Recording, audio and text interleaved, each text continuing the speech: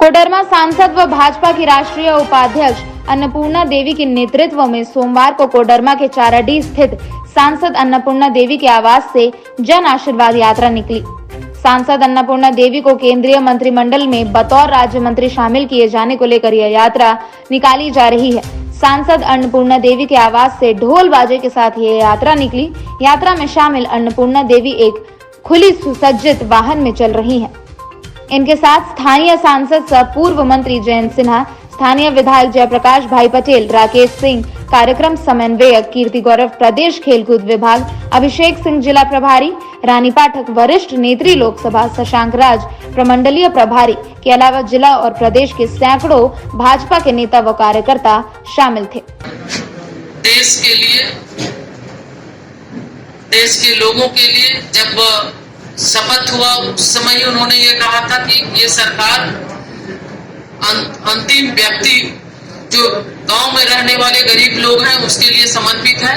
और हमारा जो मूल मंत्र है अंत्योदय, पंडित दीनदयाल उपाध्याय जी का जो अंत्योदय मूल मंत्र है, तो उसके तहत ये सरकार चल रही है और हर वर्ग के लोगों को और हर जगह, हर गांव तक सरकार के विकास की किरण पहुंच रही है। और महत्वपूर्ण निर्णय कई इस सरकार में हुए। और सबसे अफसोस इस बार जो भी मानसून सत्र हुआ, आप सभी ने देखा कि इस मानसून सत्र में विपक्ष के लोगों की जो भूमिका रही, बिल्कुल अमर्यादित भूमिका रही। और कई महत्वपूर्ण उसमें विधेयक भी आए, लेकिन वो उसमें चर्चा लेने का उन्होंने कोई अपने आप को उसमें भागीदारी उन्होंने नहीं की, उन्होंने चर्चा नहीं किया। पिछड़े वर्गों का जो राज्य को वो पिछड़े वर्ग के लोगों का राज्य चिन्हित करके पिछड़े वर्ग का दर्जा देने का वो भी अधिकार राज्य को दिया गया। उपभोक्ता संरक्षण के लिए भी बिल हुआ। तो इस तरह से 20 बिल पास हुए। और जो एक दायित्व है, आदरणीय प्रधानमंत्री जी इस चीज को भलीभांति महसूस करते हैं। विपक्ष के अमर्यादित व्यवहार के बाद भी इस सदन में 20 विधेयक, महत्वपूर्ण विधेयक पारित हुए। तो हम ये देखें कि ये सरकार बिल्कुल आम जन के लिए है। और लगातार इस कोविड महामारी के दौर में भी आप देखें विश्व आक्रांत था, उसके बाद भी आदरणीय प्रधानमंत्री जी के नेतृत्व में हमारे देश में जिस तरह से, चाहे वो कोविड वैक्सीन की बात हो, इसके अलावा जो हमारे यहाँ इंफ्रास्ट्रक्चर, स्वास्थ्य क्षेत्र में इंफ्रास्ट्रक्चर नहीं था, बहुत जल्द इंफ्रास्ट्रक्चर की भी व्यवस्था उनके द्वारा की गई। तो हर तरह से हर एक राज्य के मुख्यमंत्रियों से लगातार वर्चुअल संवाद उनके द्वारा हुआ कि लोग सेकेंड वेव में तैयारी करें। अभी थर्ड वेव की भी बात आती है, तो उस पर भी आदरणीय प्रधानमंत्री जी का है कि लगातार संवाद करके जो सुविधा संभव हो सकता है सुविधा मुहैया करा रही है। और इसके साथ ही आज जो एक महत्वपूर्ण दायित्व हमें मिला है, एक झारखंड की बेटी, झारखंड की बहू को निश्चित रूप से हम ये आप सभी से ये कहना चाहेंगे कि एक शिक्षा जैसे महत्वपूर्ण विभाग में हमें जिम्मेवारी मिली है। आप सभी के सहयोग से अभी विभाग को मैं भी समझने का प्रयास कर रही हूँ। और इसके बाद आप सभी का भी महत्वपूर्ण सुझाव लेकर झारखंड जैसे प्रदेश में इस तरह से हम बेहतर और कर सकते हैं, इस दिशा में हम काम करेंगे। और जो यहाँ पे केंद्रीय विश्वविद्यालय है, एक सेंट्रल यूनिवर्सिटी है, IIT है, ट्रिपल IT है, तो निश्चित रूप से ये मेरा प्रयास होगा कि जो अधूरा पड़ा है, अभी हम देखें तो रांची में भी जो केंद्रीय विश्वविद्यालय है अपने कैंपस में शिफ्ट नहीं हुआ है, कुछ उसमें भी परेशानी है। तो चूंकि शिक्षा समवर्ती सूची में आने के कारण, चाहे हम स्कूली शिक्षा की बात करें, तो राज्य सरकार के सहयोग के बगैर हम आगे काम नहीं कर सकते हैं। तो एक समन्वय स्थापित कर, ये मेरा पूरा प्रयास होगा कि हम जो भारत सरकार के माध्यम से जो भी फंड आते हैं, जो योजनाएं हैं, उसका सही तरीके से हम लोग यहाँ पे काम करेंगे। और समय समय पे आप सभी का भी सहयोग और मार्गदर्शन की भी हम अपेक्षा करते हैं और निश्चित रूप से फिर आने वाले समय में भी आप लोगों के बीच फिर मुखातिब होंगे। और बहुत ज्यादा न कहते हुए फिर से हम अपनी ओर से, पार्टी की ओर से आदरणीय प्रधानमंत्री जी को, आदरणीय हमारे राष्ट्रीय अध्यक्ष जी के प्रति हम आभार व्यक्त करते हैं कि उन्होंने जिस तरह से झारखंड को सम्मान दिया है। निश्चित रूप से इसके लिए झारखंड की जनता तहे दिल से उनका सम्मान करती है। हम आपको इसलिए बताएं कि ये जो कि शिक्षा समवर्ती सूची में है और ये प्रयास होगा, चूंकि राज्य सरकार का ज्यादा दायित्व इसमें रहता है, लेकिन ये हमारा प्रयास होगा कि इस पर हम लोग काम करें। इस कोविड महामारी के दौर में आप जानते हैं कि राष्ट्रीय शिक्षा नीति 2020 29 जुलाई को राष्ट्रीय शिक्षा नीति आई थी, अभी 1 साल पूरा हुआ है। आदरणीय प्रधानमंत्री जी की सोच उस राष्ट्रीय शिक्षा नीति में दिखती है कि आगे का भारत हमारा कैसा हो।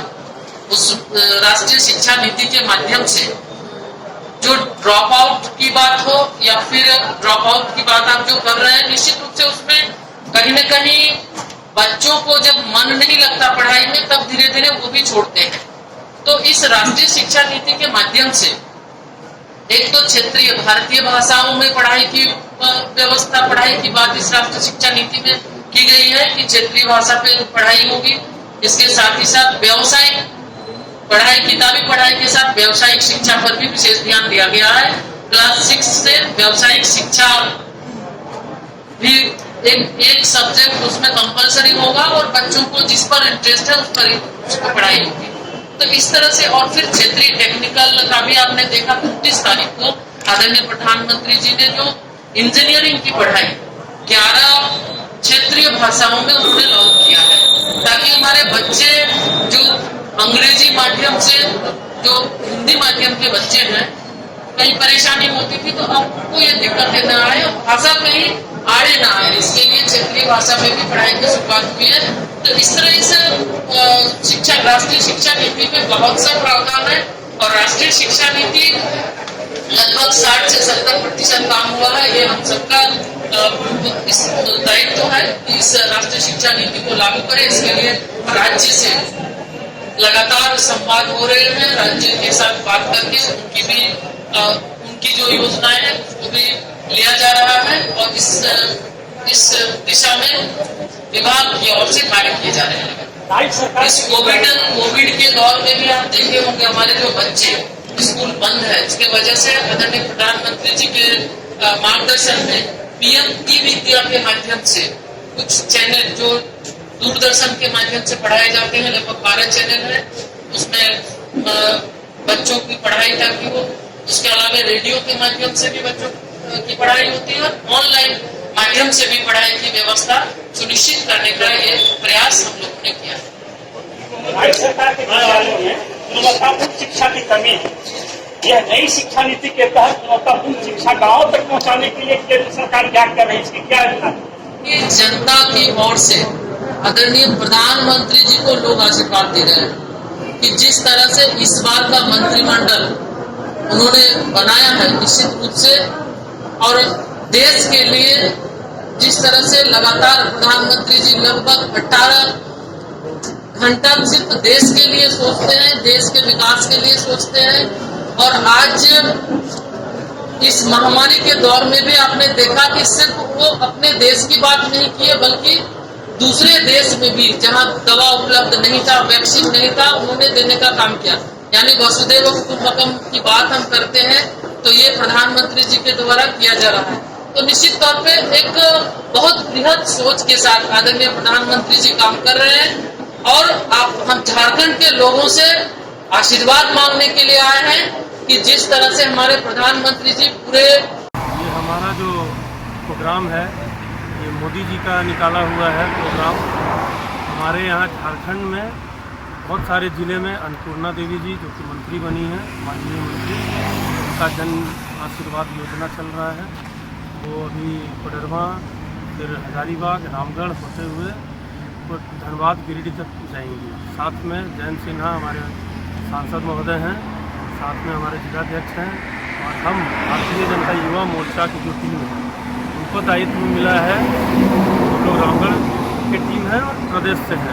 हम लोगों का है बाइक से उनका स्वागत करते हुए हमें रामगढ़ उनको ये करना है, छोड़ साथ में लेते हुए जाके छोड़ना है। हम साथ में रहेंगे जिला में, और बाकी हर एक जगह हमारा चरही में है, मांडू में है, ये कुप्पू में है, रामगढ़ में है, फिर पटेल चौक और होते हुए हम लोग और माझी, वहाँ अपना प्रोग्राम हम लोग का समाप्त हो जाएगा।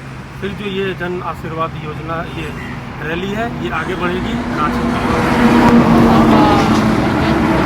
मेरा राकेश कुमार सिंह नाम हुआ, भारतीय जनता युवा मोर्चा कार्यक्रम समन्वयक प्रदेश पदाधिकारी। अगर आप इस चैनल पर नए हैं तो हमारे चैनल को लाइक, शेयर एंड सब्सक्राइब जरूर करें ताकि आने वाली देश विदेश की खबरें आपको मिलती रहे। स्वदेश वाणी।